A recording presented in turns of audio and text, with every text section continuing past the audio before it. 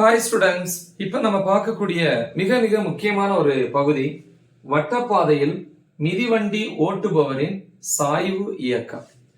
வட்டப்பாதை வட்டப்பாதை என்ன தெரியும் இல்லையா? ஓகே.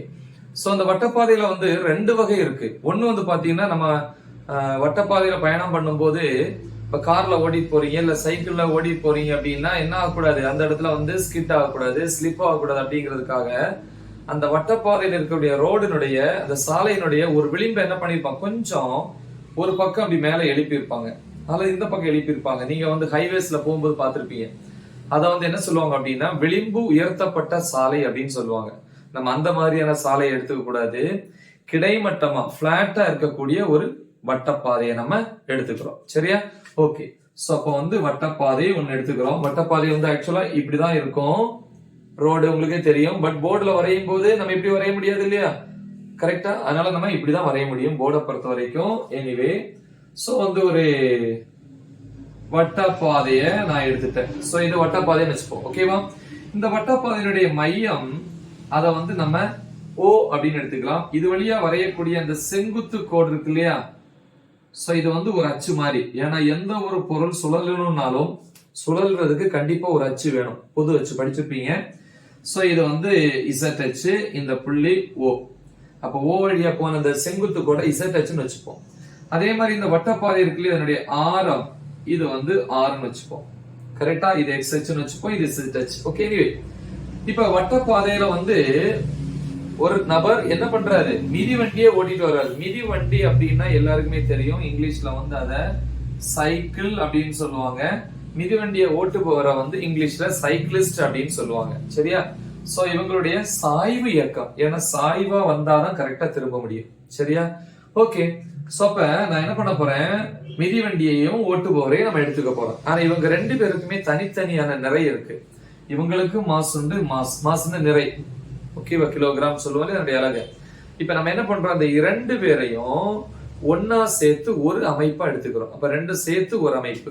இப்ப எக்ஸாம்பிள் பாருங்க, இந்த பெண் இருக்கு இல்லையா, இதனுடைய மூடி இது ஒண்ணு. இது ஓட்டுநபரு இல்லையா, ஓட்டுபவர். இது சைக்கிள். ரெண்டு பேருமே இந்த உட்காருது இல்லையா? இப்ப இதை என்ன பண்ணி ஒரு அமைப்பை எடுத்துப்பீங்க. மொத்த நிறைய எம்மன் எடுத்துக்கிறோம். அப்ப மிதிவண்டி மற்றும் ஓட்டுபவரை நம்ம எப்படி எடுத்துக்கணும், ஒரு அமைப்பா எடுத்துக்கணும். அதனுடைய நிறை எம். சரி. இப்ப அந்த நபர் என்ன பண்ணுவாரு, சைக்கிள் ஏறி உட்கார்றாரு இல்லையா? உட்காரும் போது அவருடைய நிறையும் சரி, சைக்கிளுடைய நிறையும் சரி ஒரு புள்ளியில குவியும். இப்ப எக்ஸாம்பிள் பாத்தீங்கன்னா தெரியும், இந்த பொருள் இருக்கா, இந்த பொருளுக்கு நிறைய இருக்கு. இந்த பொருளினுடைய மொத்த நிறையும் ஒரு புள்ளியில பாருங்க குவியுது. வேற எங்க வச்சாலும் பேலன்ஸ் ஆகாது. அப்ப இந்த புள்ளிக்கு ஒரு பேர் இருக்கு, நிறை மையம். இது வழியாதான் இயற்பியல் விசையும் செயல்படும். அதனால ஈர்ப்பு மையம் அல்லது ஈர்ப்பியல் மையம் கூட சொல்லுவாங்க. இங்கிலீஷ்ல சென்டர் ஆஃப் கிராவிட்டின்னு சொல்லுவாங்க. அதே மாதிரி எந்த இடத்துல குவியும், ஒரு நபர் சைக்கிள் உட்கார்ந்தாங்கன்னா சைக்கிள் உட்கார்றாங்க இல்லையா, அந்த உட்காரக்கூடிய அந்த இடம் தான் நல்லா அமுகும். அந்த இடத்துலதான் அதிகமான ஃபோர்ஸ் ஆக்ட் ஆகும். அந்த இடத்துலதான் என்ன ஆகுது, மொத்த நிறையும் குவியக்கூடிய இடம். சரி, ஓகே. இப்ப சாய்வு இயக்கம். அப்ப வரவர் எப்படி வருவார் அப்படின்னா, இந்த இடத்துல திரும்புறதுக்கு முன்னாடி இந்த இடத்துல இப்படிதான் வருவாங்க சைக்கிள். நீங்க பார்த்தா தெரியும், இந்த வீடியோட தம்ப்நெயிலையும் போட்டிருப்பேன், உங்க புக்லயும் அந்த பிக்சர் போட்டிருப்பாங்க. ரைட்? நம்ம எக்ஸாமுக்கு அதை வரைய வேண்டாம், இது போதும். எஸ். அப்ப இப்படிதான் வருவாங்க, இப்படிதான் இருக்கும் அந்த சைக்கிள். கரெக்டா? எஸ். சோ அப்ப நான் அந்த மாதிரி வரைய போறேன். சோ இந்த வட்டப்பாதை இது. சரி, ஓகே. சோ சாய்வான இயக்கம். சோ இந்த மாதிரி இருக்கும், சாய்வா இருக்கும். கரெக்டா? ரொம்ப சாயக்கூடாது. இப்படி வந்தாலும் விழுந்துரும், இப்படி போனாலும் விழுந்துரும். கரெக்டா? ஓரளவு சாய்வா வரணும். இன்னும் கொஞ்சம் சாய்வா இருந்தா நல்லா இருக்கும்னு நினைக்கிறேன். ஓகே. சோ இந்த மாதிரி இதுதான் சீட். இந்த இடத்துல உட்கார்றாங்க. அப்ப இந்த இடத்துலதான் மொத்த நிறையும் குவியுது. மொத்த நிறை, அதனுடைய நிறைய எம்னு வச்சுக்கலாம். கரெக்டா? இந்த புள்ளி தான் சி. ஏன்னா அந்த புள்ளி வழியாதான் நிறைமையும் இருக்கு, அது வழியாதான் ஈர்ப்பு விசையும் செயல்படுது. அதனால அதுக்கு பேரு ஈர்ப்பு மையம், சென்டர் ஆஃப் கிராவிட்டின்னு சொல்லுவாங்க. எனிவே இப்ப விஷயத்துக்கு வரும். இதுதான் அந்த சைக்கிள் இல்லையா? சைக்கிளுடைய அந்த டிப் கீழே இருக்கு இல்லையா, அந்த டயருடைய எண்டு கண்டிப்பா தரையில படும். தரையில படக்கூடிய இடத்த நான் வரைக்கிறேன். இது ஒரு அச்சு, இது மேல் நோக்கி இருக்கக்கூடிய ஒரு அச்சு. சரியா? இந்த தரையில படக்கூடிய இடத்துல என்ன ஆகும், கண்டிப்பா அந்த இடத்துல உராய்வு ஏற்படும். உராய்வுனால கண்டிப்பா இதுக்கு எதிர் திசையில உராய்வு விசை F, ஃபிரிக்ஷனல் ஃபோர்ஸ் இருக்கும். அதே நேரம் அந்த டயர் கீழே அமுங்காது இல்லையா? அப்ப தரை என்ன பண்ணுது? அதுக்கு மேல் நோக்கி ஒரு விசையை கொடுக்குது. அதுக்கு பேரு நார்மல் ஃபோர்ஸ், மேல் நோக்கிய செங்குத்து விசை அப்படின்னு சொல்லி படிச்சிருக்கீங்க. சரி, இப்ப அதை விடுங்க. இப்ப இந்த இடத்துல உட்கார்ந்துருக்காங்க இல்லையா, அந்த சீட்ல உட்கார்ந்துருக்காரு இல்லையா, அப்ப இந்த அமைப்பு இந்த இடத்துல உணரக்கூடிய விசை எதெல்லாம் அப்படின்னு பாத்தீங்கன்னா, ஒண்ணு கீழ் நோக்கிய ஈர்ப்பியல் விசை, கீழ் நோக்கிய ஈர்ப்பியல் விசை Fg அப்படின்னு சொல்லுவோம். ஃபார்முலா என்ன? Fg is equal to mg. கரெக்டா? அது மாதிரி அவங்க உட்காரக்கூடிய அந்த பொசிஷன் இருக்கு இல்லையா, அது தரையோட ஏற்படுத்தக்கூடிய கோணத்தை வந்து நம்ம என்ன எடுத்துக்கலாம்? தீட்டான்னு எடுத்துக்கலாம் இல்லையா? எடுத்துக்கலாம்ல? எஸ். சோ தீட்டா, இது தீட்டான இந்த பக்கம் தீட்டா, நம்ம அதை எடுத்துப்போம். எனிவே, இப்படி சுத்தி வரும்போது உங்களுக்கு தெரியும், இது வட்டசாலை, இது ஒரு பஸ் மாதிரி வச்சுக்கோங்களேன். அந்த பஸ்ல ஃபுட்பால்ல ஒரு நபர் உட்கார்ந்து இருக்காரு அல்லது நின்றுட்டு இருக்காரு ஃபுட்பால்ல. அந்த பஸ் திரும்புற நேரம் என்ன ஆகும்? ஃபுட்பால்ல நிக்கிறவரு வெளியே தூக்கி வீசப்படுவாரு. கரெக்டா? அப்படின்னு என்ன அர்த்தம்? வெளிநோக்கி ஒரு விசை செயல்படுது அவர் மேல. இங்க இருந்து வெளிநோக்கி இப்படி இந்த பக்கம். சோ இந்த விசைக்கு ஒரு பேர் இருக்கு. என்னது? மைய விலக்கு விசை.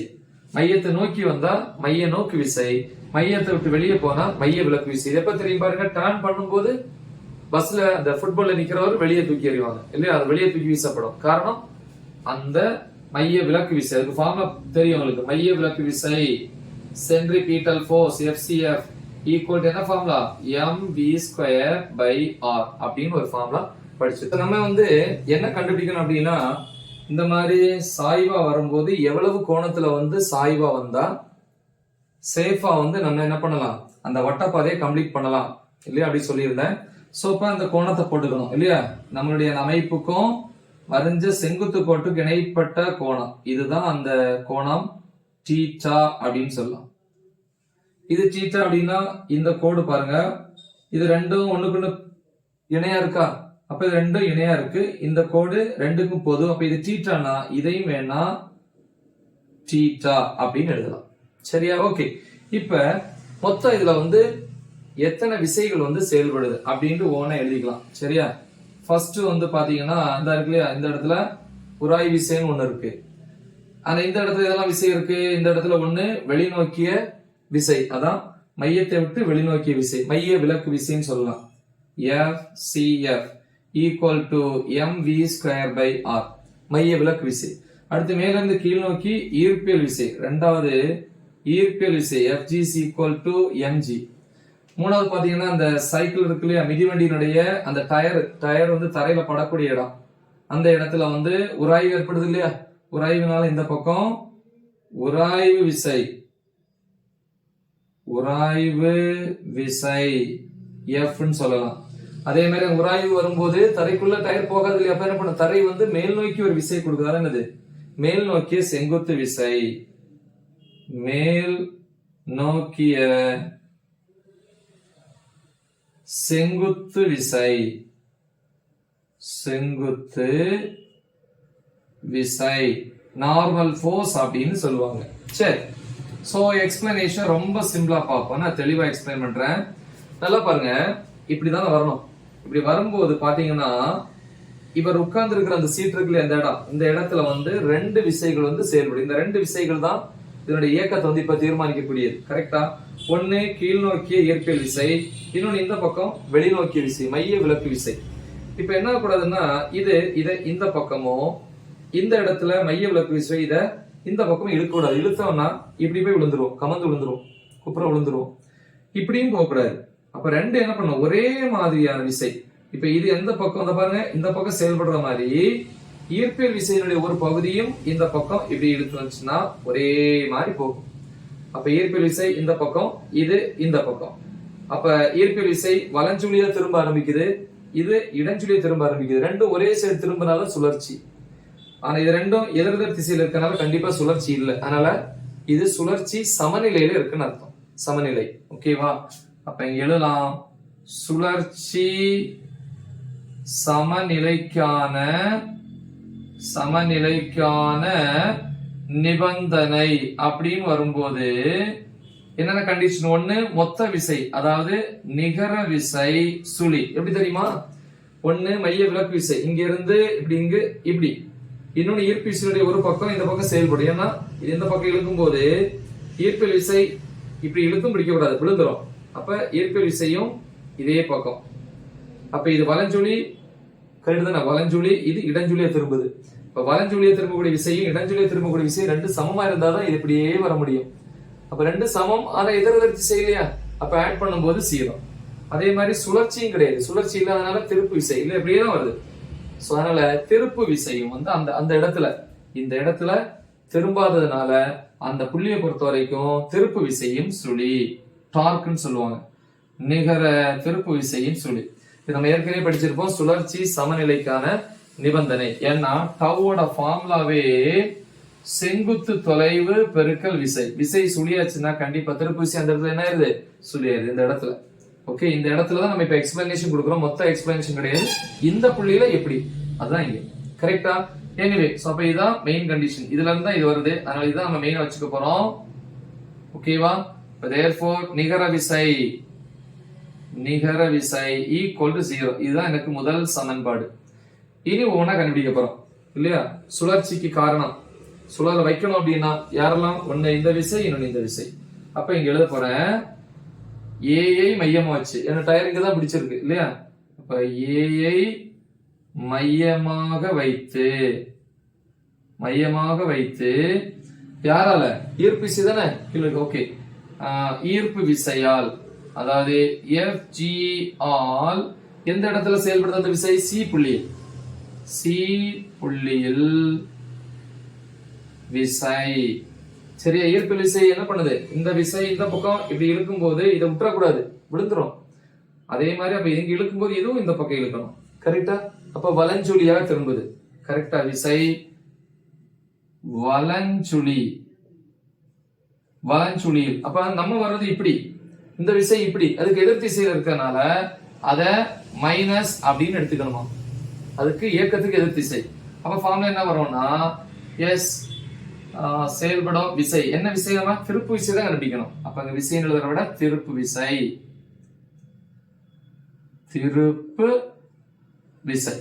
இப்ப திருப்பு விசை யாரால, கிராவிடேஷனல் ஃபோர்ஸ், அதாவது ஈர்ப்பியல் விசையினால. ஈக்குவல் டு ஃபார்முலா என்ன, தொலைவு பெருக்கல் விசை. தொலைவுங்கிறது வந்து செங்குத்து தொலைவுன்னு சொன்னேன்.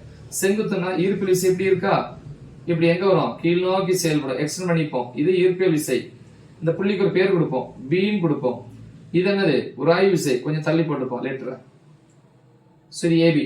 அப்ப ஈர்ப்பியல் விசை இப்படி திரும்புறது வலஞ்சுழியா டர்ன் பண்ண போது, அப்ப செங்குத்து தொலைவு தானே ஏபி. அப்ப எழுதும் போது ஏபி இன்டு இந்த விசை என்னது, எம்ஜி, கரெக்டா. அதே மாதிரி எடுத்து மைனஸ் சொன்னேன், வலஞ்சுழியா திரும்புறதுனால இயக்கத்துக்கு எதிர் திசைங்கிறதுனால மைனஸ் போட்டுக்கோங்க. இது சமன்பாடு 2. அடுத்து பாருங்க, இதே ஏ மையமா வச்சு இந்த விசை என்ன பண்ண போகுது அப்படிங்கறத பார்ப்போம். ஏஐ மையமாக வைத்து